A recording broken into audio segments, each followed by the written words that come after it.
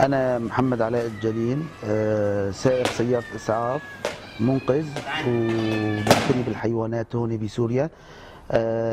كنت صاحب محمية الأولى في سوريا، محمية القطط، كانت بحلب منزل أرنستو لإيواء الحيوانات ومساعدتهم، بالإضافة لمساعدة الفقراء والأيتام.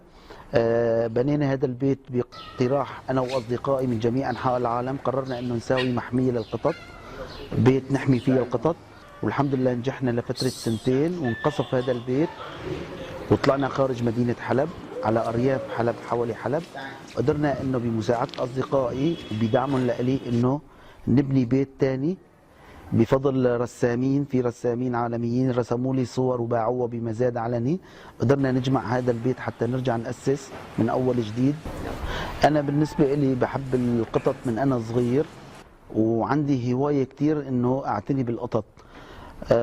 طبعا عائلتي كلها هيك، لذلك اخذ هي من عائلتي انه نعتني بالقطط كثير.